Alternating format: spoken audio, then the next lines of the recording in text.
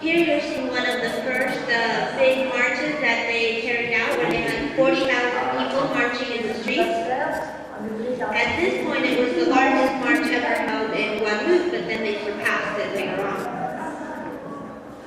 Et donc, on arrive à la fameuse nuit du 7 février, craqué, conforme à la loi.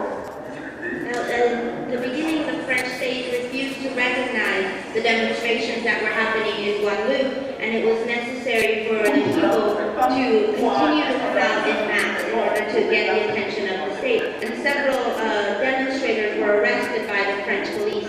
And what you're seeing now is demonstrators in front of the police headquarters trying to get their comrades to be liberated by the police. And here you see another demonstration that they held. This was the biggest demonstration that they had. It was on this day that they reached 100,000 demonstrators. And the guy who's at the microphone, he's telling everyone, there's 100,000 of us here.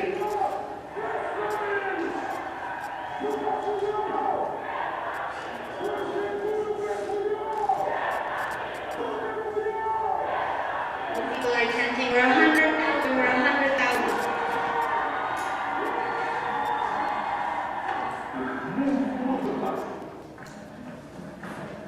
This is another demonstration they had in the town of Moule, and on this occasion they marched not only for their movement but also to commemorate the memory of previous workers' movements, particularly in 1952 when workers were opened fire on by the French police during a labor demonstration in the town of Moule.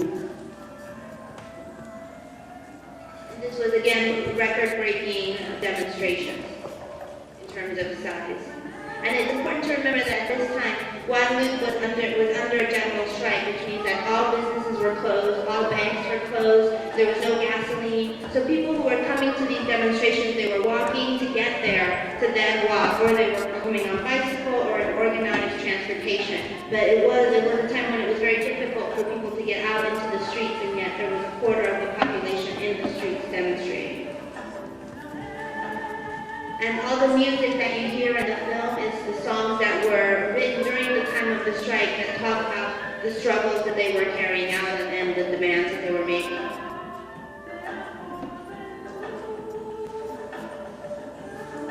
Here they're laying flowers at the tomb site of the workers that were killed in the 1952 labor demonstration in Moule.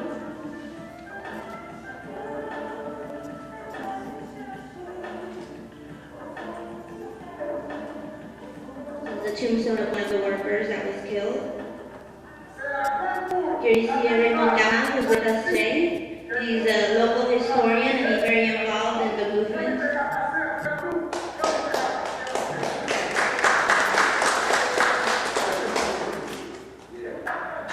Now, after these mass demonstrations, the French police responded by sending increased numbers of French army to Guadeloupe, and the people in turn responded by coming out into the streets in greater numbers and setting up barricades and roadblocks.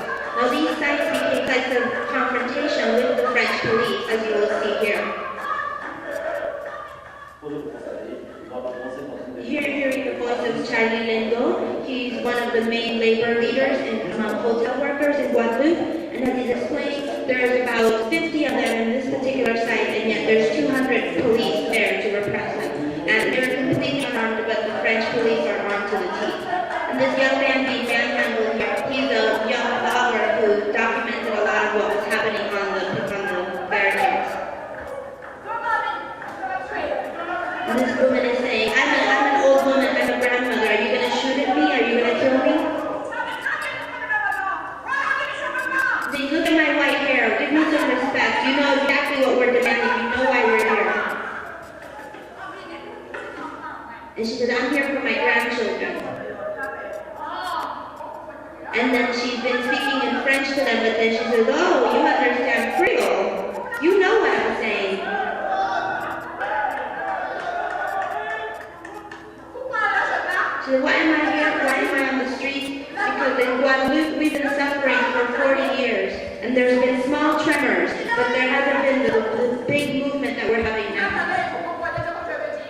know very well what I'm saying. There have been protest movements, there have been labor strikes. They have shot at us, they have shot at the demonstrators before. But now I'm here and I don't care, they can shoot at me, they can kill me, I don't care, I'm ready to die. I worked as a school teacher for 40 years. I've seen everything that my people have suffered. And now I don't care, I'm ready to die.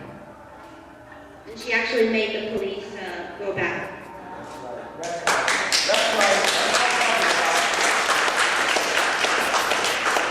Here you see a French journalist who usually ignored the French Caribbean. They were en masse in Guadeloupe to talk about these strikes, but also to portray the protesters as violent. And here you see a woman from Guadeloupe when she's on her way to the police quarters because her son has been arrested and she got on TV. Now, after the big barricade and the police arrested over 50 demonstrators and they manhandled them and there was a lot of repression towards the demonstrators, young people came out from kind of joined into the movement and they began to set fire to barricades and there were what the French press called riots.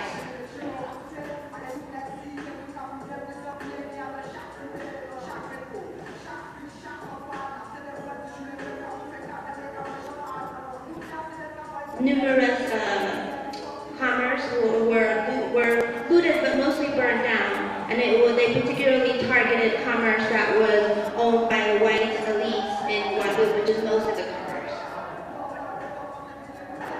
And the police shot at them through tear gas, as you can see.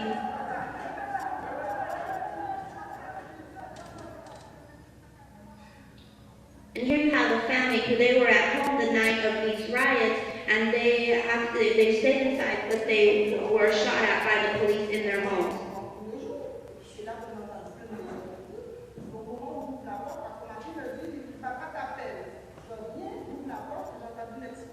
She says she opened the door and she heard an explosion, and she felt something in her eyes. It was a tear gas.